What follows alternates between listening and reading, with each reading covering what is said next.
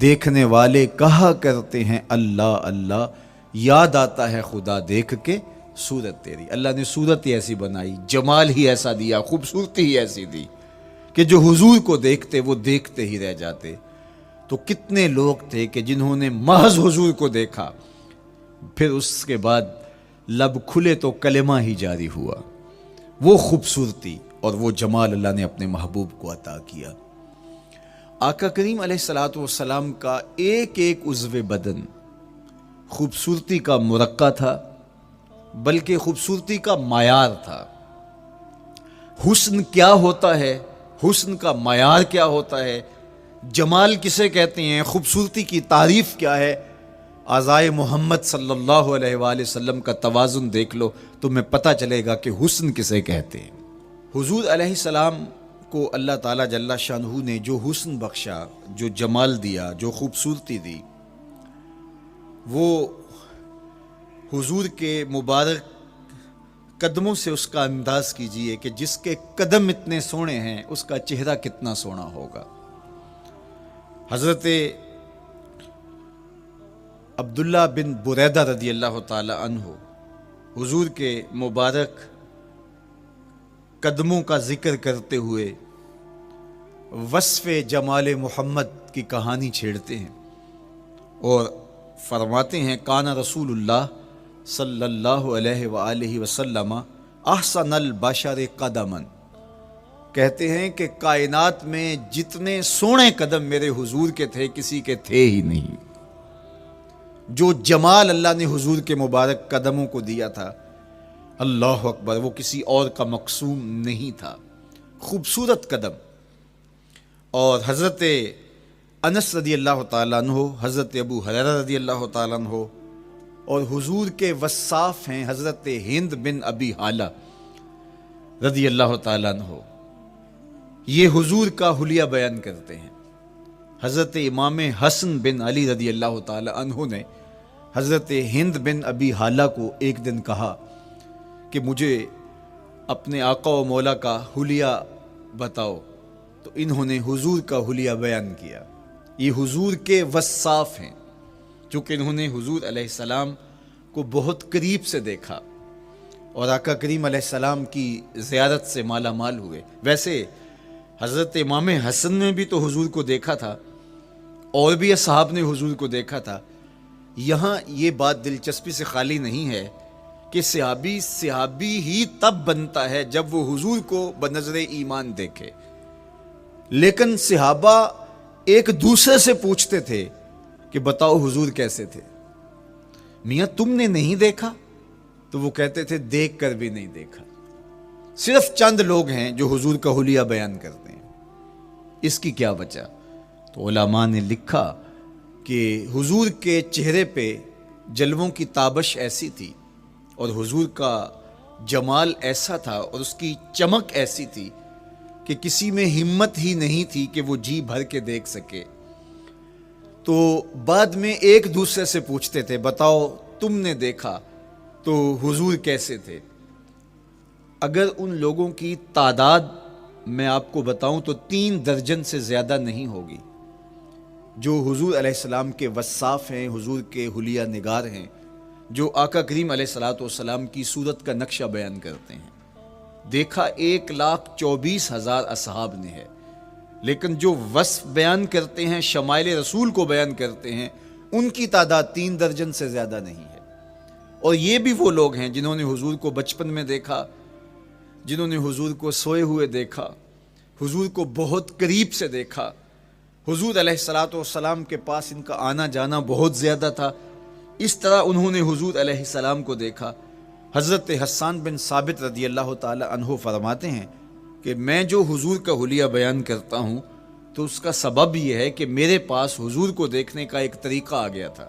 فلما نظرت الی انوارہ فودعت کفی علی عینی خوفا من ذہاب بصری، کہا کہ جب میں حضور کو دیکھتا تھا تو اپنی آنکھوں پر انگلیاں رکھ کے انگلیوں کی اوٹ سے دیکھتا تھا کہ حضور کے جلووں کی چمک سے میری آنکھوں کی بینائی نہ جاتی رہے۔ یہ کون کہہ رہے ہیں؟ حضرت حسان بن ثابت رضی اللہ تعالیٰ عنہ۔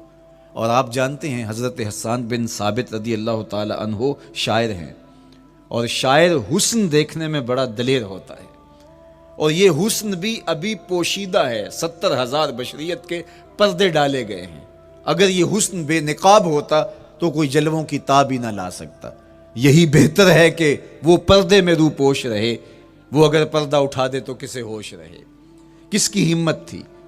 اب چھپا ہوا مستور حسن بھی اگر دیکھتے ہیں تو آنکھوں پہ انگلیاں رکھ کے دیکھتے ہیں، اور بیان کرنے والوں کی تعداد میں نے عرض کی کہ 3 درجنوں سے زائد نہیں ہے۔ تو یہ وہ لوگ ہیں جنہوں نے حضور کو دیکھا۔ اب امام حسن پوچھ رہے ہیں حضرت ہند بن ابی حالہ رضی اللہ تعالی عنہ کو کہ آپ نے حضور کو دیکھا تو مجھے بتائیے میرے نانا کا جمال کیسا تھا۔ تو حضرت ہند بن ابی حالہ نے حضور کا حلیہ بیان کیا۔ تو جب حضور کے قدموں کی کہانی انہوں نے بیان کی تو حضرت ہند بن ابی حالہ نے کہا کان النبیو صلی اللہ علیہ وآلہ وسلم شسن القدمین والکفین، حضور علیہ السلام کے مبارک قدم اور حضور کی ہتھیلیاں پر گوشت تھے۔ یہ حضور علیہ السلام کے مبارک قدموں کا جمال بیان کرتے ہیں۔ اللہ اکبر۔ اور حضور علیہ السلام کے قدموں کے بارے میں امام ترمذی جو شمائل میں حدیث لائے ہیں اس میں انہوں نے یہ بھی بیان کیا کان رسول اللہ صلی اللہ علیہ وسلم مسیح القدمین، حضور علیہ السلام کے مبارک قدم ملائم تھے، خوبصورت تھے، کھردرے نہیں تھے، کوئی پھٹن نہیں تھی۔ عمومی طور پہ قدم پھٹ جاتے ہیں اور ایڑیاں بہت سارے لوگوں کی پھٹ جاتی ہیں تو وہ خوبصورتی باقی نہیں رہتی۔ تو وہ کہتے ہیں کہ حضور مسیح القدمین تھے، اور جب آقا کریم علیہ السلام کے مبارک قدموں پہ پانی ڈالا جاتا تو وہ ڈھل کے نیچے چلا جاتا۔ یہ تھا حضور کے قدموں کا حسن اور حضور کے قدموں کا جمال۔ اچھا، آقا کریم علیہ السلام کی جو مبارک ایڑیاں تھیں وہ زیادہ پر گوشت نہیں تھی، ان کے اوپر گوشت زیادہ نہیں چڑھا تھا، اس لیے کہ ایڑیوں کا زیادہ پر گوشت ہونا ایڑیوں کے حسن کو زائل کر دیتا ہے۔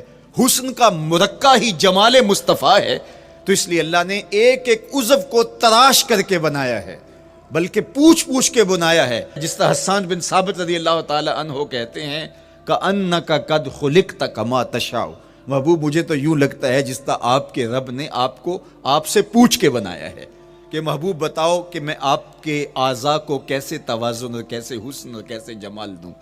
تو حضور کی مبارک ایڑیاں یہ پرگوشت نہیں تھیں، باقی حضور کے پاؤں پرگوشت تھے اور کوئی پھٹن نہیں تھی، بالکل نرم گداس اور بالکل جو ہے وہ ملائم تھے، اور جب پانی ڈالا جاتا تو پانی ڈھل کے نیچے 1 سیکنڈ میں آ جاتا۔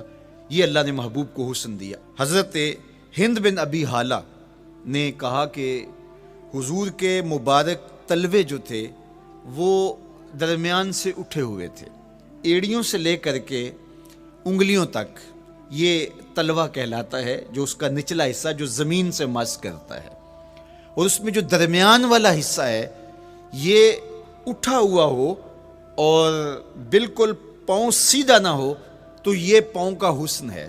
پاؤں کا بالکل سیدھا ہو جانا یہ پاؤں کے حسن کو زائل کر دیتا ہے۔ اس میں تھوڑا سا خم ہو، جب چلے تو انگلیاں اور پنجے کا جو ہے وہ آگے والا حصہ زمین پہ لگے اور ایڑی لگے، اور درمیان والا حصہ زمین پہ نہ لگے، تو یہ حسن ہوتا ہے کسی کے پاؤں کے تلوے کا۔ اللہ نے محبوب کے مبارک قدم کی پشت کو بھی حسن دیا، حضور کے تلووں کو بھی حسن دیا، حضور کی ایڑیوں کو بھی حسن دیا۔ سائل الاطراف، حضور کی مبارک انگلیاں قدرے لامبی تھی، اور یہ حسن ہوتا ہے۔ انگلیاں چھوٹی ہوں، ان کا قد پست ہو تو پاؤں کی خوبصورتی دکھائی نہیں دیتی، لیکن اللہ نے اپنے محبوب کی انگلیوں کو بھی ایک لمبائی عطا کر کے اس کو بھی ایسا جمال دیا تھا، یار جو پاؤں کو دیکھتا رہے وہ پاؤں کو ہی دیکھتا رہ جائے۔ اللہ اکبر۔ اچھا، بعض احادیث میں آتا ہے کہ حضور علیہ السلام کے مبارک تلوے جو ہیں لیس لہا اخمس، یہ لفظ ہیں کہ وہ اخمس نہیں تھے، یعنی وہ درمیان سے اٹھے ہوئے نہیں تھے۔ تو اس کا کیا مطلب ہے؟ یہ حضرت ابو ہریرہ رضی اللہ تعالیٰ عنہ سے جو مروی روایت ہے اس میں یہ ہے لیس لہا اخمس، اور حضرت ہند بن ابی حالہ سے جو حضور کے مبارک تلووں کا حسن بیان کیا گیا ہے تو اس میں یہ بیان کیا گیا ہے کہ حضور علیہ الصلوۃ والسلام کا مبارک قدموں کا تلووں کا حسن یہ تھا کہ وہ درمیان سے تھوڑے سے اٹھے ہوئے تھے اور یہ خوبصورت پاؤں کا جمال ہوتا ہے۔ تو ان دو چیزوں میں علماء نے تطبیق کی ہے۔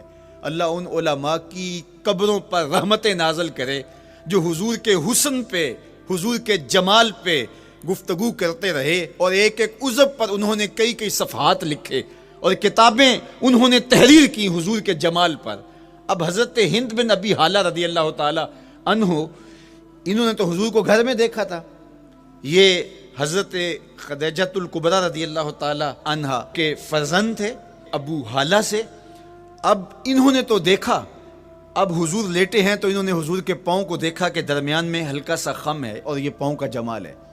اب حضرت ابو ہریرہ رضی اللہ تعالی عنہ نے جو حضور کے پاؤں کو دیکھا تو یہ اندرون خانہ کا دیکھنا نہیں تھا، تو انہوں نے کیسے دیکھا؟ تو حضرت ابو ہریرہ سے مروی ایک روایت سے سمجھ آتی ہے کہ انہوں نے جو کہا کہ لیس لہا اخمس، کہ ان کے مبارک تلوے درمیان سے اٹھے ہوئے نہیں تھے بلکہ بالکل برابر تھے، تو اس کا کیا مطلب ہے؟ تو حضرت ابو ہریرہ سے ایک روایت مروی ہے، وہ فرماتے ہیں کہ جب حضور علیہ السلام کسی چٹان کے اوپر چلتے تو حضور علیہ السلام کا وہاں قدم پڑتا تو وہ اس چٹان کے اندر حضور کا قدم گھس جاتا، وہ موم کی طرح چٹان نرم ہو جاتی۔ اس طرح زمین پر بھی حضور چلتے تو مبارک پاؤں کا جو نشان قدم ہے وہ پورا دکھائی دیتا۔ تو حضرت ابو ہریرہ رضی اللہ تعالیٰ عنہ اس سے یہ سمجھے کہ حضور کے تلوے جو ہیں وہ برابر ہیں۔ تو علماء نے اس پر گفتگو کی ہے۔ ایک تو حضور جب چلتے تھے تو آقا کریم پورے زور سے قدم زمین پہ رکھتے تھے اور اس وقار سے چلتے تھے کہ جس طرح حضور اونچائی سے نیچے کی طرف اتر رہے ہوں۔ تو جب پاؤں کو جما کر کے زور سے رکھا جائے تو پھر جو ہے وہ نشان نیچے پڑتا ہے۔ یا اللہ اپنے محبوب کے لیے زمین کو اور پتھروں کو بھی نرم کر دیا تو پھر حضور کے تلووں کا نقش بھی زمین کے اوپر جو ہے وہ حویدہ ہو جاتا۔ سلطان قاتیبائی نے ایک ایسا ہی پتھر جس کے بارے میں شنید تھی کہ اس پر حضور کے قدموں کا نقش موجود ہے، تو انہوں نے 20,000 دینار کے اندر وہ خریدا اور انہوں نے یہ کہا کہ جب میں فوت ہو جاؤں تو حضور کے قدموں کے نشان والا پتھر میری قبر کے سرہانے بطور کتبہ لگایا جائے۔ علامہ شہاب الدین خفاجی علیہ رحمہ لکھتے ہیں ہوا موجود الی الآن، وہ اپنے دور میں کہانی بیان کرتے ہیں وہ آج بھی سلطان قاتیبائی کی قبر کے سرہانے وہ پتھر نصب ہے جہاں حضور کے قدموں کے نشان موجود ہیں۔ اللہ اکبر۔ تو آقا کریم علیہ السلام کے مبارک تلوے، حضور علیہ السلام کی کم گوشت تراشی ہوئی ایڑیاں اور مسیح القدمین، حضور علیہ السلام کے ملائم نرم گداز پاؤں، ان کا حسن اور ان کا جمال، اور آقا کریم علیہ السلام کے قدموں کی انگلیاں جو قدرے لمبی تھی اور ان میں جو درمیان والی انگلی تھی وہ زیادہ لمبی تھی، اس پر حضرت میمونہ بنت کردم رضی اللہ تعالی عنہا اس انگلی کا حسن بیان کرتی ہیں، کہتی ہیں مجھے شوق ہوا کہ میں حضور کو دیکھوں، تو اپنے والد گرامی کے ساتھ حجۃ الوداع کے موقع پر میں بھی سعادت حج پا رہی تھی، تو حضور کو ملنے کے لیے جب ہم پہنچے تو آقا کریم اونٹنی کے اوپر سوار تھے، ناقہ پر جلوہ فراز تھے، تو میرے میں ہمت نہ ہو سکی کہ حضور کے چہرے کو دیکھ سکوں۔ ایسا جلوہ، ایسا جمال، اللہ اکبر، اور ایسا روب اور ایسی چمک چہرے کی اور تابشیں تھیں کہ میرے اندر ہمت نہ ہو سکی کہ میں حضور کے چہرہ نور کو دیکھ سکوں۔ اب آقا کریم اونٹنی پہ سوار تھے تو میں حضور کے مبارک پاؤں کو دیکھنے لگی، میں بس حضور کے پاؤں کا جمال اور خوبصورتی دیکھنے لگی، اسی میں کھو گئی۔ اب حضرت میمونہ بنت کردم رضی اللہ تعالی عنہا حضور کے مبارک قدموں کی ایک انگلی کا حسن بیان کرتی ہیں۔ اللہ اکبر۔ حضرت میمونہ بنت کردم سے یہی ایک روایت مروی ہے، ساری زندگی ان کے پاس سرمایہ یہی تھا، جب کسی مجلس میں جاتی تو وہ کہتی تمہیں بتاؤں حضور کی مبارک انگلی کا حسن کیا تھا، یہ سرمایہ ساتھ لیے پھرتی کہ میں نے حضور کی انگلی کو دیکھا ہے، میں نے حضور کے قدم اور حضور علیہ السلام کے تلووں کی زیارت کی ہے۔ تو وہ اس حسن کو بیان کرتے ہوئے کہا کرتی تھی فما نسیتو فی ما نسیتو طولا اصبع قدمہ السبابہ علی سائر اصابعہ، جو سبابہ انگلی ہے، انگوٹھے کے ساتھ والی انگلی کو سبابہ انگلی کہتے ہیں، اور اس کے ساتھ والی انگلی کا جو قد دراز تھا اور باقی انگلیوں کی نسبت وہ انگلی لمبی تھی، کہا اس کا حسن آج بھی میری نگاہوں میں گھومتا رہتا ہے اور ہر وقت میرے تصور میں رہتا ہے، میرے تصور سے کبھی اس انگلی کا جمال ہی ختم نہیں ہوا، انگلی کا حسن ہی کبھی زائل نہیں ہوا، ہر وقت اس کے تصور میں کھوئی رہتی ہوں۔ یار چہرے کے جمال کو کون بیان کرے گا، یہاں تو انگلی کا حسن بیان نہیں ہو رہا۔ ابھی وہ شعر پڑھا جا رہا تھا نا کہ قدموں پہ جبیں کو رہنے دو، قدموں پہ جبیں کو رہنے دو، چہرے کا تصور مشکل ہے، قدموں پہ جبیں کو رہنے دو، چہرے کا تصور مشکل ہے، جب چاند سے بڑھ کر ایڑی ہے رخسار کا عالم کیا ہوگا، جب چاند سے بڑھ کر ایڑی ہے رخسار کا عالم کیا ہوگا۔ تو اللہ نے اپنے محبوب علیہ الصلوۃ والسلام کو وہ جمال، وہ خوبصورتی اور حضور کے مبارک قدم، حضرت عبداللہ بن بریدہ رضی اللہ تعالی عنہ سے مروی روایت، کان رسول اللہ صلی اللہ علیہ وآلہ وسلم احسن البشر قدما، کہتے ہیں جتنے سونے قدم، جتنے من مونے قدم میرے حضور کے تھے، اتنے سونے قدم کسی اور کے تھے ہی نہیں۔ اللہ نے اپنے محبوب کو وہ جمال، وہ خوبصورتی اور وہ نور عطا کیا تھا۔ اچھا، یہ قدم، یہ ایڑیاں، یہ مبارک تلوے اور یہ داراز انگلیاں اور ان انگلیوں کی چمک اور ان کی رنگت کا جمال اور خوبصورتی، جہاں اس کا صوری حسن تھا تو مانوی حسن بھی دیکھنے والا تھا۔ یہ قدم اٹھ جائیں، اللہ اکبر، تو تقدیر کے فیصلے ہوتے دکھائی دیتے ہیں۔ ان قدم کی اونچائی، ان قدم کی بلندیاں کہ عرش حق ان قدموں کے بوسے لے رہا ہے۔ اور میرے امام بولے، زہ عزت و اے طلائے محمد، زہ عزت و اے طلائے محمد، کہ ہے عرش حق زیر پائے محمد۔ قدموں کا حسن وہ بھی دیکھنے والا اور قدموں کی بلندی اور اونچائی اور اس کی شان و شوکت وہ بھی دیکھنے والی۔ اللہ اکبر۔ آقا کریم علیہ السلام حضرت ابو بکر صدیق کے ساتھ، حضرت عمر فاروق کے ساتھ اور حضرت عثمان غنی کے ساتھ احد پہاڑ پر تشریف لے گئے۔ یہ حدیث آپ نے بارہا علماء سے سنی ہے۔ احد کی چھاتی پہ جب حضور کے قدم آئے، اللہ اکبر، تو وہ خوشی سے جھوم اٹھا، مقدر جاگ گئے، بخت بیدار ہو گئے۔ ان کے قدم جو کہ اس شاک کی آنکھوں کی ٹھنڈک ہے، جب چھاتی پہ آ جائیں تو کون عاشق نہیں جھوم جائے گا۔ یہ تو حضور کے قدموں کے حسن کو بیان کیا جا رہا ہے، آپ کی روح رقص کر رہی ہے اور آپ کا دل جو ہے وہ ایک عجیب سرور اور کیف کی وادی میں اور ایک جو ہے وہ خوشیوں کے جو ہے وہ عالم میں نہال ہوتا چلا جا رہا ہے۔ لیکن یہ قدم جب چھاتی پہ آیا تو پھر احد، ظاہر تو پتھر ہے احد، لیکن حضور سے پتھر بھی پیار کرتے ہیں۔ فرمایا احد جبل یحبنا ونحبہ، احد ہم سے پیار کرتا ہے، پہاڑ ہے، پتھر ہے، لیکن ہم سے پیار کرتا ہے، ہم اس سے پیار کرتے ہیں۔ اتنا جمال آفریں ہے اور جس کے قدم اتنے سونے ہیں، پھر اس کے نقش قدم کو کیوں نہ تھام لیں، اس کے نقوش پا کو خضر راہ کیوں نہ بنا لیں، پھر ان کے اٹھنے والے قدموں پر اپنی زندگی کیوں نچھاور نہ کر دیں۔ اگر سر پہ رکھنے کو مل جائے نقش نال حضور تو کہیں کہ ہاں تاجدار ہم بھی ہیں۔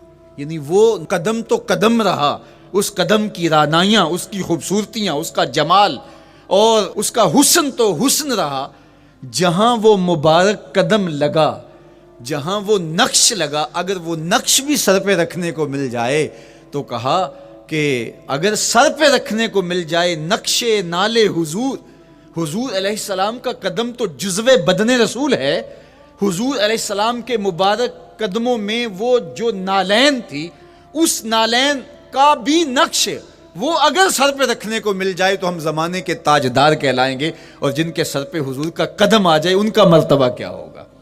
تو یہاں اس نقش کو بھی دیکھیے، حضور کے مبارک قدموں میں جو نالین آیا اس کو نالین شریف کہتے ہیں، اس نال کو نال شریف یا ان نالین کو نالین شریف کہا جاتا ہے، اس لیے کہ وہ حضور کے مبارک جسم سے جڑ گئے، حضور سے ان کا ربط پیدا ہو گیا، وہ جزو بدن رسول نہیں ہیں، تو اس کا یہ مرتبہ ہے، تو پھر حضور علیہ السلام کی شان اور حضور کی عظمت کیا ہوگی، اللہ اکبر۔ بلکہ حضور علیہ السلام کے نالین جہاں رکھے جائیں، وہ کسی نے کہا نا کہ ذرے اس خاک کے تابندہ ستارے ہوں گے، ذرے اس خاک کے تابندہ ستارے ہوں گے جس جگہ آپ نے نالین اتارے ہوں گے۔ وہ جگہ جہاں حضور کے قدم نہیں، حضور کے قدموں سے مس ہوئے نالین رکھے جائیں، وہاں جو ذرے اس نالین کے تلووں کو چومتے ہیں وہ بھی آسمان کے ستاروں سے اس شاخ کو حسین دکھائی دیتے ہیں، وہ بھی زیادہ چمکدار دکھائی دیتے ہیں، اور اس شاخ کی آنکھوں کا سرما اور ان کے دل کا قرار اور روح کی ٹھنڈک قرار پاتے ہیں۔ تو یہ ہے حضور علیہ السلام کی نسبت کا احترام اور حضور کی محبت کا اثر جو اس شاخ کے سینے میں محسوس کیا جاتا ہے۔ اللہ مجھے آپ کو اپنی خاص پناہیں، امان اور حفاظتوں کا حصاد بخشے۔